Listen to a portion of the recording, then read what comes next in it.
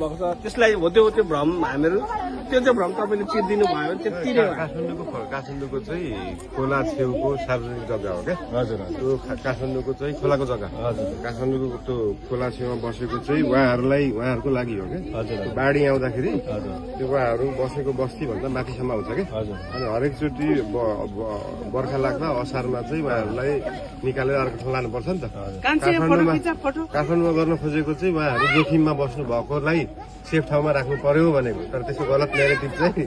Dozer जस्तो देखियो खास त्यो मान्छेको ज्यान जोगाउनलाई हो खोला छेउबाट हटाउनु खोजेको खोला छेउ भन्दा बाहेक बिचको त भूमि आयोगबाट लगत सङ्कलन गरेर नेपाल सरकारले दिने हो कि जग्गा नेपाल सरकारले दिनुपर्छ त्यो स्थानीय सरकारको सिफारिसमा नेपाल सरकारले दिने हो कि जस्तो यहाँको त रियल हो नि यहाँको त 40-50 वर्ष अगाडिदेखिको हामी रियल भयो 48 सालदेखि 23वटा आयोग भन्यो तर तपाईँहरू अझै पनि अहिलेसम्म लगत सङ्कलन आउँछन् होइन भर्खर तपाईँको यो सरकार ढल्नुभन्दा अगाडि पनि हामीहरूले भूमि आयोगबाट आइवरी फर्म भरेर सबै गरेर पैसा कर सबै तिरेको छ हामीले तिर्नुको लागि मैले त्यो भनेको थिएँ त यो चाहिँ भूमि आयोगमा चाहिँ पार्टीको मान्छे टिका लगाएर सुनेको मैले हेरेको थिएँ तपाईँले आफ्नै पार्टीसँग नजिक भएकोले चाहिँ लाल पूर्जा भए पनि अर्को लाल पूर्जा पाउने भयो हजुर जिन्दगीमा लाल पूर्जा नभएकोले कहिले पनि नपाउने भयो क्या त्यो सिस्टम चाहिँ सुधार्नु पर्यो भन्ने कुरा हो क्या विस्थापन गर्ने होइन व्यवस्थापन गर्ने हो व्यवस्थापन गर्न होइन हामीहरू जतिकोले त हामी बुझ्छौँ होइन तर सिधा सादा जनता हुनुहुन्छ गरिब दुखीहरूलाई चाहिँ के छ भन्दाखेरि एउटा भएको झुक्रो पनि उठाइदिन्छ भनेर सबैलाई भ्रम छ तर हामीहरूले त सकेसम्म हामीहरूले त सम्झाइरहेको सम्झाउनुको लागि त होइन त्यही भएर हामी आएको छौँ हामी कसलाई के छ भ्रमहरू चिर्दै जानुपर्छ हामी यसमा पनि पुगिसकेको छौँ कि सर बरु उठाए पनि उठाउँछौँ तर यसपालि चाहिँ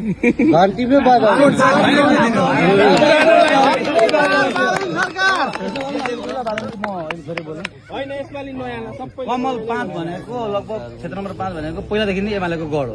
अब यसमा के छ अब हाम्रो घन्टीले या स्वतन्त्रले या बालेनजीको आफ्नो व्यक्तिगत के छ हाम्रो तपाईँको एजेन्डाहरू के छन् त्यो पनि हामीले अलिकति बुझ्न पाए राम्रो हुन्थ्यो। तपाईँको लगभग यहाँ एमालेको गढ हामीले चिर्दैछौँ किन युवालाई हामीले देश सुम्पिनु पर्ने छ त्यही भएर हामी युवाहरू लागिरहेका छौँ। अब हामीले अस्ति पनि दाइसँग कुरा भयो मेरो बालेनजी कहिले आउने अब चुनाव आइसक्यो लगभग आइसक्यो नि त उहाँका एजेन्डाहरू के छन् या त बालेनजीको एजेन्डा मात्रै हेरेको स्वतन्त्र पार्टीको एजेन्डा के छ त भोलि त देशलाई 2/3 बहुमत दिएर बालेनजीलाई प्रधानमन्त्री बनाउने स्वतन्त्र पार्टीको धारणा हाम्रो पनि धारणा हिजो जेएनजी आन्दोलन हुँदाखेरि यत्रा बच्चाहरू मरे के को लागि भन्दा परिवर्तनको लागि तर परिवर्तन भएन देशले परिवर्तन पाएन। अब बालेनजीको योजना चाहिँ के छ त या स्वतन्त्र पार्टीको एजेन्डा के छ त हामीले पनि बुझौँ न तपाईँ हामीले त बुझौँला एउटा कुरो व्यक्तिगत भेटेर बुझ्ने भन्दा पनि सबैले बुझ्ने हिसाबले चाहिँ त्यो हाम्रो एजेन्डा के छ भन्ने कुरा चाहिँ बुझौँ न भन्ने एजेन्डा मेनिफेस्टो तयार पार्दैछु हरेकको छुट्टा छुट्टै हुन्छ नि त जस्तै तपाईँले बुझ्न खोजेको स्वास्थ्यको होला शिक्षाको होला पूर्वाधारको होला सबैलाई सबै चिजको हुँदैन नि त व्यापार गर्नेलाई व्यापारको होला किसानलाई खेतको होला हामीलाई कृषिमा के हुन्छ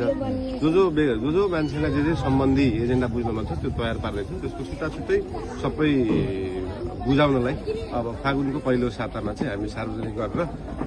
यो क्षेत्रको छुट्टै एजेन्डा हुन्छ प्रधानमन्त्रीको छुट्टै हुन्छ पार्टीको छुट्टै हुन्छ सबै ठाउँको छुट्टा छुट्टै हुन्छ यो त हो कि अब अर्को कुरा के हो भने हामीले अब तपाईँ एक कार्यकाल झन्नै मेयर भएर बस्नुभयो काठमाडौँमा हामीले नेपाललाई स्वास्थ्य र शिक्षा केही मात्रामा कम गर्न सकिँदैन पुरै निशुल्क त होइन त्यो भयो भने एउटा कुरो के हुन्छ भने युवाहरू विदेश पलायन हुनु पर्दैन म पनि 20 वर्ष खाडीमा बसेर आएको हेर्नु अहिले हातमा जिरो हो बसुन्जेल पैसा हुन्छ यहाँ आएपछि एउटा व्यवसाय गर्नलाई पनि गाह्रो छ नेपालको स्थिति त्यो छ त्यो भएकोले गर्दा जति सक्दो स्वास्थ्य र शिक्षामा तपाईँले पहुँच दिलाउन सक्नुभयो भने हामीले साँच्चै भन्नु विदेश जानु पर्दैन म 20 वर्ष भयो विदेश बसेर आएको काठमाडौँमा के गरेको छौँ भन्दाखेरि तपाईँको पैसा नहुने विपन्नले चाहिँ प्राइभेट स्कुलमा पनि 10% सिट कक्षा कोठामा 100वटा सिट छ भने 10वटा सिट चाहिँ विपन्नले पाउँछ थाहा पाउनु भएको छ होला त्यो फेरि देशभरिकाले पाउने हो कि वर्षको 20-30 हजारले पाउँछ अहिलेसम्म 60-70 हजारले पाउनु त्यसको पैसामा हिसाब गर्ने हो भने त्यो 50-60 अर्ब रुपियाँ बराबरको हो क्या